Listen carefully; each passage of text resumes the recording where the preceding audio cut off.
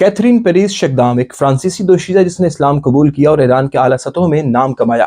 उसने ईरानी इनकलाब की तारीफ की, विलायत फ़क़िह की हिमायत की, जबकि पसे पर्दा ये मोसाद की एजेंट थी जिसने कई बरसों तक तमाम हसास मालूमात की तफसील इसराइल को दी।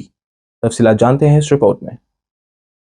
कैथरीन पेरिस एक फ्रांसीसी दोशीज़ा जिसने इस्लाम कबूल किया और एलानिया तशय्युअ इख्तियार कर लिया। उसने ईरानी इनकलाब की तारीफ की, विलायत फ़क़िह की हिमायत की, यहाँ तक कि उसके मज़ामीन ईरान के रहबर आला आयतुल्लाह खमनाई की वेबसाइट पर शाया होने लगे। लेकिन ये सब महज नकाब था। दर हकीकत उसके पीछे मोसाद की आंखें छुपी थी, जो ईरानी निजाम के अंदर से हर चीज को देख रही थी। कैथरीन किसी आम जासूस की तरह ईरान में दाखिल नहीं हुई, बल्कि वो एक लिखारी, सहाफी और मुफक्कर के तौर पर सामने आई। उसने सियासतदानों से मुलाकातें की, पासदारान इनकलाब के साथ बैठकें जमाई और इब्राहिम रईसी से भी मिली, और सहाफती तहकीक के पर्दे में हसास इलाकों का दौरा किया। मगर सबसे खतरनाक महाज था खवातीन की निजी महफिलें। वो ईरानी आला हुकाम, फौजी अफसरान और साइंसदानों की बीवियों के करीब थीं। उनसे करीबी ताल्लुकात बनाए, फिर वो अपने शोहरों की जाती जिंदगी, रिहाइश, सफर, सिक्योरिटी और रोजमर्रा के मामूलात तक उनकी बातें जानने लगी। हर लफ्ज रिकॉर्ड होता रहा, हर मालूमात इसराइल को भेजी जाती रही। इन्हीं मालूमात की बुनियाद पर अहम शख्सियात और उनकी टारगेट किलिंग्स हुई।